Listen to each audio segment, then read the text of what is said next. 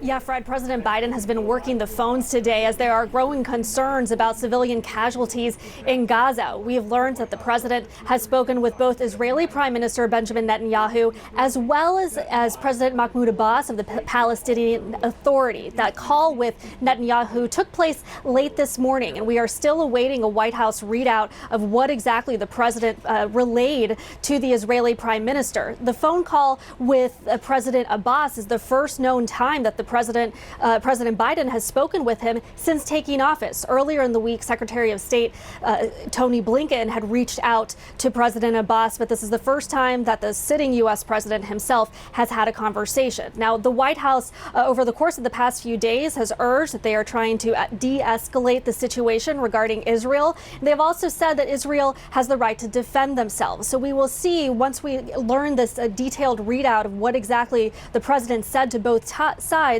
we will see what tone they are adopting going forward. The Israeli Prime Minister's office put out a statement saying that they relayed the actions that they have already taken and actions they are planning to take to the president in that phone call. And the Israeli Prime Minister Netanyahu also thanked the president for what he described as his unwavering support for Israel's right to defend itself. But for the time being, we are still waiting for that White House readout, and this administration is watching very closely what is happening over there. The president working out of the Oval Office at one point this morning as they are trying to de-escalate these tensions that we have just seen building up over the course of the past few days.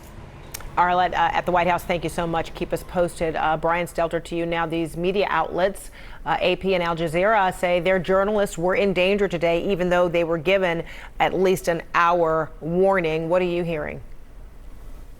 That's right. These news crews scrambled to move their cameras and other gear out of this building with only a few minutes to spare. The Associated Press says these staffers could have been killed in this bombing. Blowing up a news bureau, obviously a shocking act, but it is also shocking if Hamas is hiding inside that building. And that is the allegation from Israel, quite clearly saying this was being used as a military facility and that the AP was basically being used as a form of a human shield.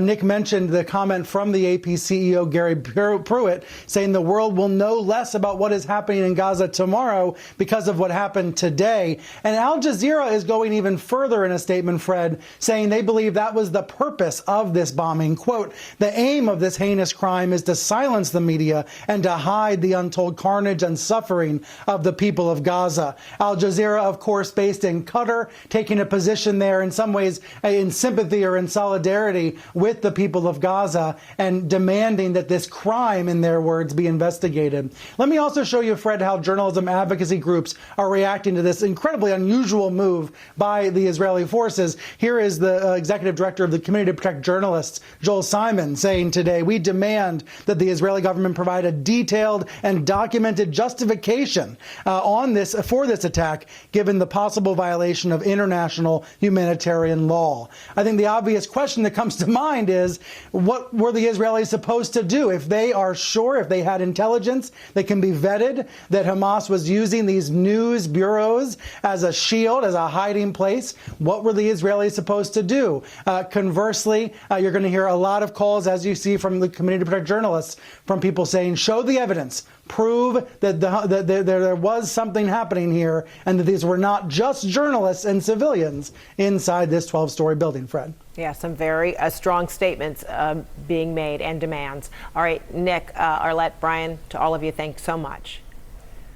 All right, and now to the new hopeful signs in the battle against the coronavirus pandemic across the U.S. Teenagers and parents got a big sigh of relief this week. The FDA and CDC now authorizing the Pfizer COVID-19 vaccine for children ages 12 to 15.